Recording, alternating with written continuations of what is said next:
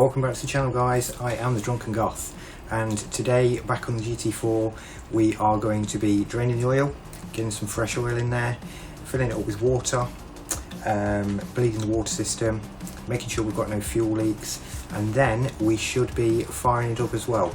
So we'll see how much work we've got to do tickling them carburetors up and see how she sounds.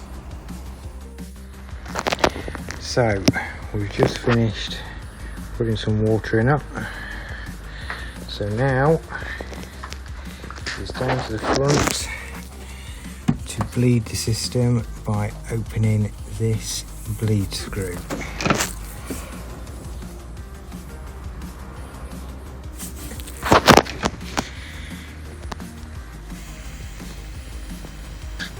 Just hear it hissing as the air comes out.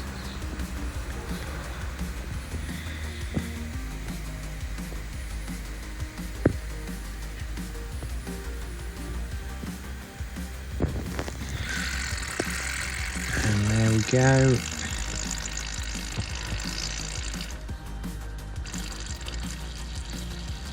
Get rid of all that air.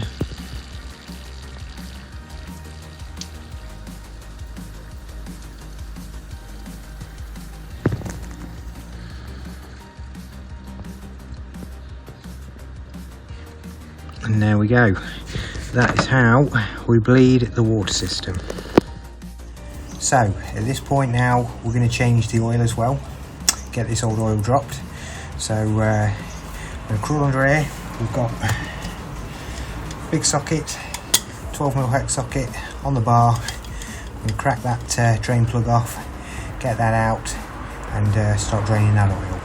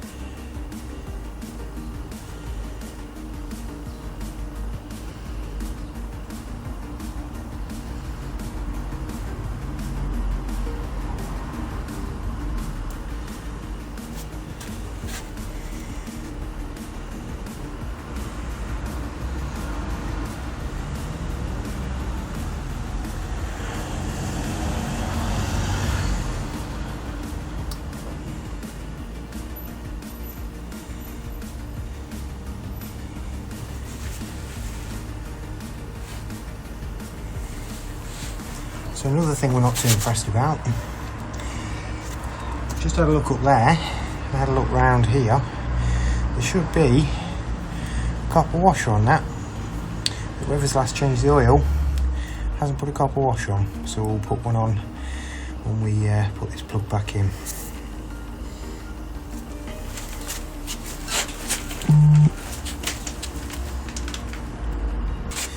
So, got a washer on there now, sump washer. The last bit of oil draining out, so we can get that sump plug back in. So just a quick note while we are putting that sump plug back in, if this is something you're doing yourself on your own 308, whether that be a GT4, GTB, GTS, GTI, GTQV, etc., there are two drain bungs underneath. One of them is for the engine oil and one of them is for the gear oil, and you always want to pick the one closest to the front of the car. Should be labelled Olio Motori, as the other one is Olio Cambio, Cambio meaning gears, gearbox, etc.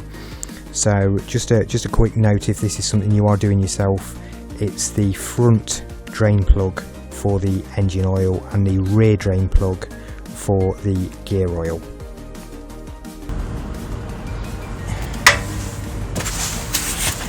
There we go, nice and tight, all done.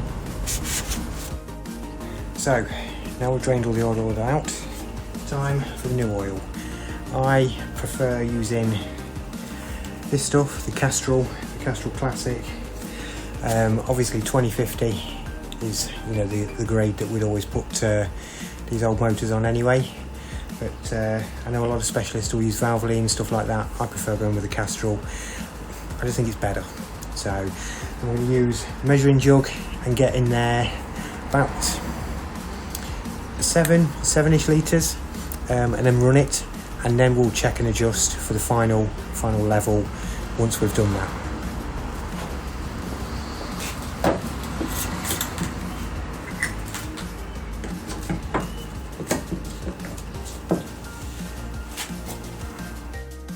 So while we are loading up that measuring jug, it is probably worth mentioning that in the service book, in the maintenance books that come with the car, they do tell you to put it on 1050 motor oil.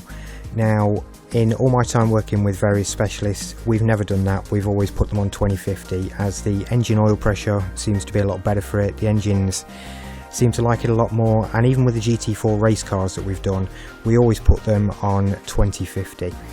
Now, the last specialist I worked with went for a Valvoline 2050. I prefer the Castrol stuff, but that's just my personal preference. I find it a lot better quality.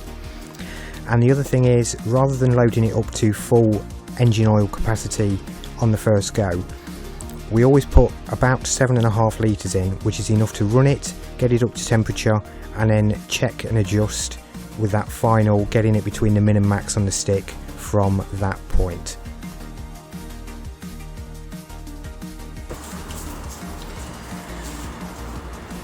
So we'll load the measuring jug up again, make sure we get it to about 7 litres, and then we should be ready to fire up.